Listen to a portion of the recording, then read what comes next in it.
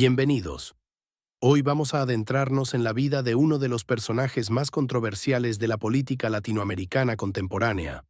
Vamos a conocer quién era Nicolás Maduro antes de convertirse en presidente de Venezuela, antes de los titulares internacionales, antes del poder. Esta es la historia del hombre detrás del cargo. Nicolás Maduro Moros nació el 23 de noviembre de 1962 en Caracas, Venezuela. Su lugar de nacimiento fue el Hospital Clínico Universitario de Caracas, en pleno corazón de la capital venezolana. Era un tiempo de bonanza petrolera en Venezuela, cuando el país vivía lo que muchos llamaban la Venezuela Saudita, un período de abundancia económica impulsada por los altos precios del petróleo. Su padre, Nicolás Maduro García, era un prominente líder sindical vinculado al sector de la industria petrolera. Su madre, Teresa de Jesús Moros, era una mujer trabajadora de clase media. Maduro creció en una familia modesta pero no pobre, en el barrio de El Valle, un sector popular de Caracas que en aquellos años era considerado de clase media trabajadora. El barrio El Valle de los años 60 y 70 era muy diferente al que conocemos hoy. Era un sector en desarrollo donde convivían familias de diversos orígenes. Las calles aún se estaban pavimentando, las casas se construían poco a poco, y existía un sentido de comunidad muy fuerte entre los vecinos. En este ambiente creció el joven Nicolás. Desde muy temprana edad, Maduro estuvo expuesto al mundo sindical y político a través de su padre. Las conversaciones en la mesa familiar giraban en torno a los derechos de los trabajadores, las negociaciones laborales y la política nacional. Este ambiente marcó profundamente su visión del mundo y sembró las primeras semillas de lo que sería su futuro político. Durante su infancia y adolescencia, Maduro fue un estudiante regular. Asistió al Liceo José Ábalos en El Valle, una institución pública que albergaba a jóvenes de diversos estratos sociales. Sus compañeros de clase lo recuerdan como un muchacho carismático, buen conversador, apasionado por la música y el béisbol, deportes casi religiosos para los venezolanos de su generación. En su adolescencia, Maduro desarrolló una profunda pasión por la música rock. Era fanático de grupos como The Beatles, Led Zeppelin y especialmente de los grupos de rock progresivo. Aprendió a tocar la guitarra eléctrica y soñaba con formar una banda de rock. Esta faceta artística de Maduro es poco conocida, pero fue una parte importante de su juventud. Incluso llegó a tocar en pequeñas agrupaciones locales en su barrio. Sin embargo, la vida tenía otros planes para el joven Nicolás. A finales de los años 70, cuando tenía alrededor de 17 años, Maduro tomó una decisión que cambiaría el rumbo de su vida. Abandonó el liceo sin completar su educación secundaria. Las razones de esta decisión han sido objeto de debate. Algunos dicen que fue por necesidad económica, otros que fue por desinterés en los estudios formales. Lo cierto es que Maduro nunca obtuvo un título de bachiller de manera convencional. Tras dejar el liceo, Maduro necesitaba trabajar. Consiguió empleo como conductor de autobús en el metro de Caracas, que en esos años estaba en sus primeras etapas de construcción y operación. El metro de Caracas comenzó a operar en 1983 y Maduro fue parte de aquella primera generación de trabajadores del sistema de transporte que se convertiría en el orgullo de la capital venezolana. Ser conductor del metro no era un trabajo menor. Requería responsabilidad, puntualidad y trato con el público. Maduro trabajó en la línea 1, que conectaba Propatria con Palo Verde, atravesando el corazón de Caracas. Cada día transportaba a miles de caraqueños, estudiantes, trabajadores, vendedores. Esta experiencia lo puso en contacto directo con la realidad del venezolano común, con sus problemas cotidianos, sus conversaciones, sus esperanzas y frustraciones. Fue precisamente en el metro donde Maduro comenzó su verdadera formación política. Se involucró activamente en el Sindicato de Trabajadores del Metro de Caracas.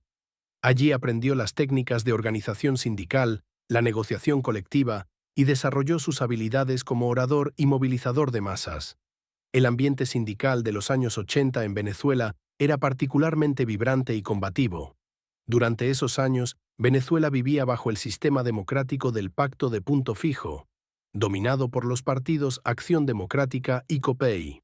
Sin embargo, Maduro se sintió atraído por corrientes políticas de izquierda más radicales.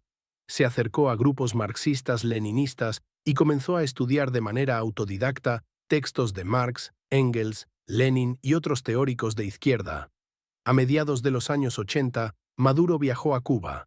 Este viaje sería transformador en su vida. Según relatos del propio Maduro, fue enviado a la isla para recibir formación política en la Escuela Nacional de Cuadros Ñico López del Partido Comunista de Cuba. Durante varios meses, Maduro estudió teoría marxista, historia del movimiento comunista internacional y técnicas de organización política. En Cuba, Maduro quedó profundamente impresionado por el sistema cubano y por la figura de Fidel Castro. Regresó a Venezuela con una visión política más estructurada y con contactos dentro del movimiento comunista internacional. Este periodo en Cuba es crucial para entender su posterior ideología y su cercanía con el gobierno cubano. De vuelta en Caracas, Maduro continuó su trabajo en el metro y su activismo sindical, pero ahora con una agenda política más clara. Se afilió al Partido Socialista de los Trabajadores, una agrupación de izquierda radical, y comenzó a organizar células políticas entre los trabajadores del transporte. Su carisma y capacidad de organización lo convirtieron rápidamente en un líder respetado en los círculos sindicales de izquierda. A finales de los años 80, Venezuela comenzaba a mostrar signos de agotamiento del modelo político y económico que había dominado desde 1958. El Caracazo de 1989, una serie de violentas protestas y saqueos que sacudieron a Caracas y otras ciudades, fue un punto de inflexión. Maduro participó activamente en las protestas y fue testigo directo de la represión que dejó cientos de muertos. Este evento radicalizó aún más su postura política. Durante este periodo, Maduro conoció a Cilia Flores, una abogada laboralista que defendía a sindicalistas y activistas de izquierda. Cilia era una mujer de fuerte personalidad, con una carrera establecida y con conexiones importantes en el mundo político de izquierda. La relación entre ambos comenzó como una colaboración profesional y política, pero pronto se convirtió en algo más personal. Cilia sería fundamental en la carrera política de Maduro, tanto como compañera como estratega política. En 1992 ocurrió un evento que cambiaría para siempre la historia de Venezuela y la vida de Nicolás Maduro. El 4 de febrero de ese año, un grupo de militares, liderados por el teniente coronel Hugo Chávez Frías, intentó un golpe de Estado contra el gobierno de Carlos Andrés Pérez. El golpe fracasó, pero Chávez logró aparecer brevemente en televisión para asumir la responsabilidad y pronunciar su famosa frase «por ahora», que muchos interpretaron como una promesa de que la lucha continuaría. Maduro, como muchos activistas de izquierda, vio en Chávez a un líder militar con ideas revolucionarias que podría convertirse en el catalizador del cambio que Venezuela necesitaba. Mientras Chávez estaba en prisión, Maduro fue uno de los muchos activistas que trabajaron en la campaña por su liberación y en mantener vivo el movimiento bolivariano que había nacido del intento de golpe. Cuando Chávez fue liberado en 1994, gracias a un indulto presidencial, comenzó a organizar un movimiento político. Maduro fue uno de los primeros en unirse a lo que se convertiría en el movimiento Quinta República. Aquí comenzó la relación entre Chávez y Maduro, una relación que definiría las siguientes 2 décadas de la historia venezolana. En esos años, Maduro trabajó incansablemente en la organización de las bases del movimiento chavista.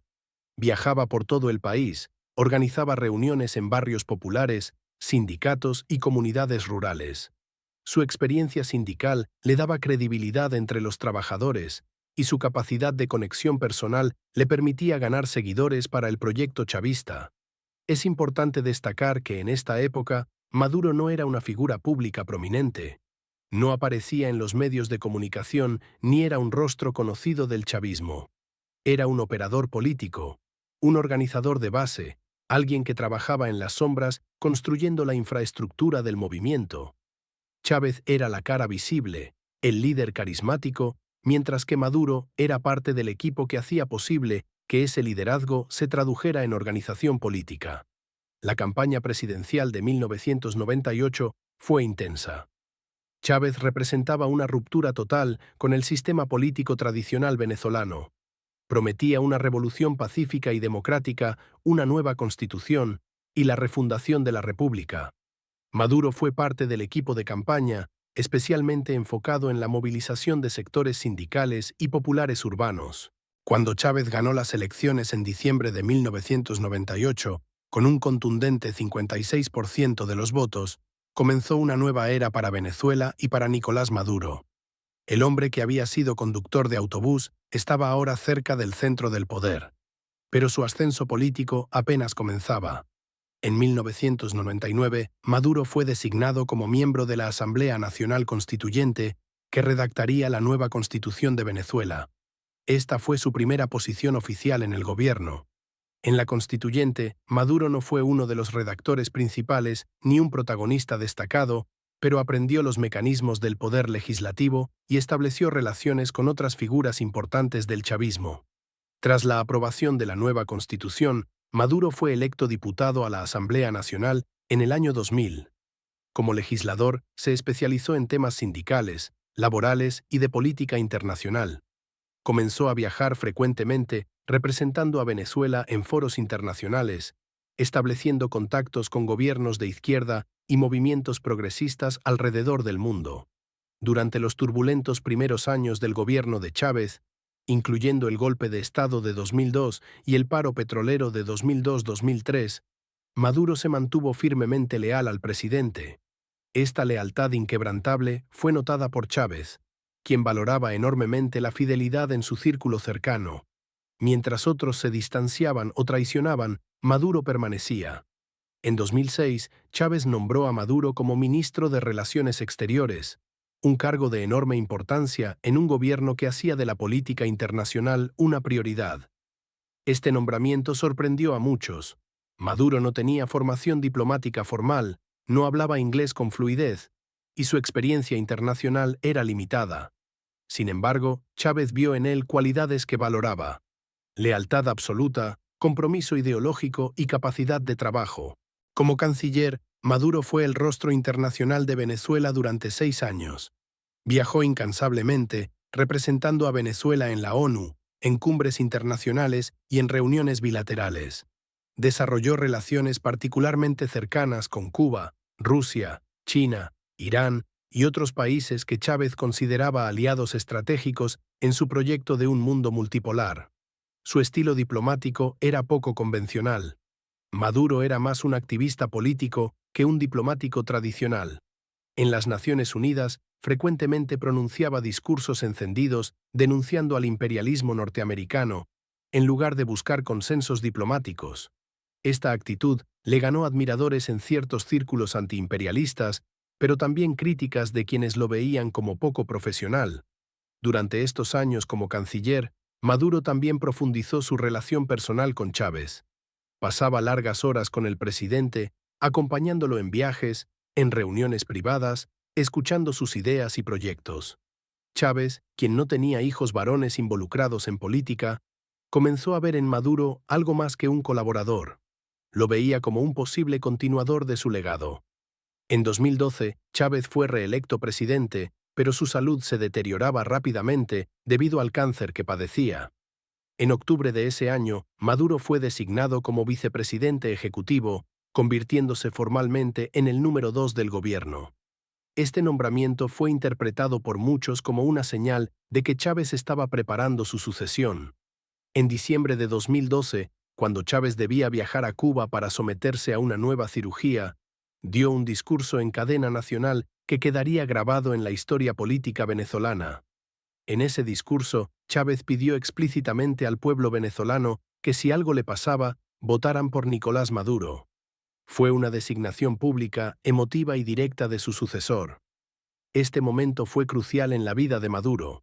El conductor de autobús, el sindicalista, el activista de izquierda que había trabajado durante años en las sombras, era ahora públicamente ungido como el heredero de Hugo Chávez, uno de los líderes más carismáticos y polarizantes de América Latina. Chávez nunca regresó de Cuba con vida.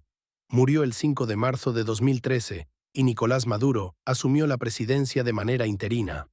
Enfrentaba un desafío monumental: llenar el vacío dejado por un líder de personalidad arrolladora, mantener unido al chavismo y ganar legitimidad propia más allá de ser el elegido de Chávez. Pero esa es otra historia. Lo que hemos recorrido hoy es el camino de un hombre común que a través de circunstancias históricas, compromiso ideológico, lealtad política y conexiones estratégicas, llegó al umbral del poder supremo en su país. Nicolás Maduro, antes del poder, era un producto de su tiempo y su entorno. Creció en la Venezuela petrolera de los 60, se formó políticamente en los turbulentos 80, se radicalizó con el Caracazo y los intentos de golpe de los 90, y construyó su carrera política en la sombra del chavismo durante los años 2000. No era un intelectual brillante, no era un orador carismático natural como Chávez, no provenía de la élite política o militar. Era, en muchos sentidos, un hombre ordinario que se encontró en circunstancias extraordinarias. Su historia antes del poder es la historia de millones de latinoamericanos de su generación. Origen humilde, educación incompleta, trabajo duro, despertar político, compromiso con ideales de izquierda y la búsqueda de un cambio social profundo.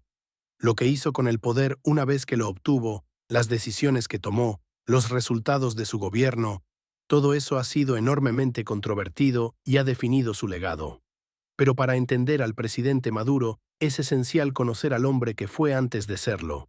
El hijo del sindicalista de El Valle, el guitarrista rockero, el conductor del metro, el estudiante en Cuba, el organizador político, el canciller itinerante, el vicepresidente leal.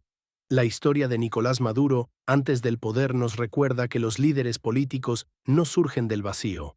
Son producto de contextos históricos específicos, de movimientos sociales, de lealtades personales y de oportunidades aprovechadas.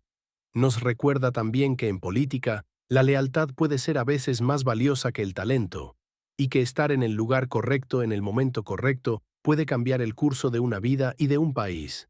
Esta ha sido la historia de quién era realmente Nicolás Maduro antes de convertirse en una de las figuras políticas más controversiales del siglo XXI en América Latina. Un hombre que pasó de conducir autobuses en Caracas a conducir, para bien o para mal, el destino de toda una nación. Gracias por acompañarnos en este recorrido por la vida de Nicolás Maduro antes del poder.